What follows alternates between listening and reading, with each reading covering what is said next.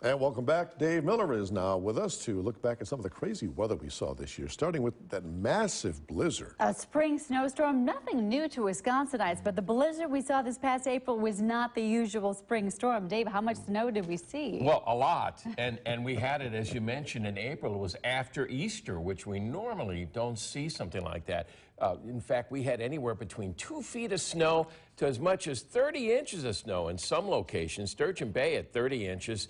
In Green Bay, we actually saw 24.8 inches of snow, and that is going to, was that a record? Well, it was a record for the month of April, 24.2. We had a little bit less as we head in towards 1977 and even 1904. So is that the record for Green Bay? Actually, it isn't.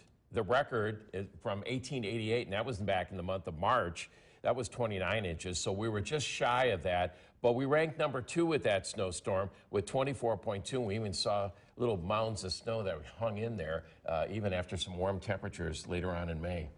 Yeah, in what, June, July in the Appleton parking lot? Yes, the parking lot. That was in the middle of July. I think we're about to see that. Stick around. All right. Thank you, David. That storm, from the damage, it caused damage to roofs to collapse and even killed some livestock on area farms. JJ Sunrise Dairy Farm lost 5 cows as a result of that storm. Several other farms, De Pere High School and the Brown County Arena, all suffered roof damage. And while most of the snow was gone not too long after the storm, a small reminder hung around until summer. Remember the snow pile? Even with weeks of high temperatures, the snow managed to stick around until early July. This final reminder of the April snowstorm melted a few days after this video was taken.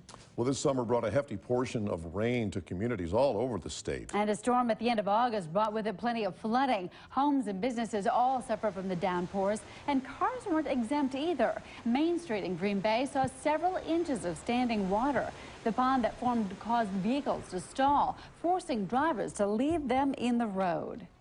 And in August, severe weather caused significant damage all around the state. In east central Wisconsin, the National Weather Service confirmed 19 tornadoes touched down. It was the 4th largest one-day tornado outbreak in state history. FEMA came through the area to assess the damage, but they declined to offer relief. And the same storms that brought those tornadoes led to an unexpected terror. A storm drain claimed the life of a little boy from the village of Harrison. Only 11 years old, he was sucked into that drain, later miraculously found alive. Local 5's Aaron Taylor brought you this incredible story. There was an accident on Dusty Drive, and I go, oh my gosh, the kids. Please, please don't let it be them. Puddles on a dirt road in the village of Harrison. Small reminders of the previous night's ordeal. It just flooded our whole road, and the kids were swimming in it and playing with their bikes and having a really good time. Fun gives way to horror as one of the children is swept away by the current of the floodwater into this storm drain. The suction was too strong for us to even put anyone near the pipe. But as the flood waters subside, rescuers on this dirt road noticed something. Somebody saw his fingers, so thank the Lord for that. I looked down and I seen the boy's finger come up through the hole. We instantly dropped down to our knees to start prying the cover open. The 11-year-old had managed to find a small pocket of air.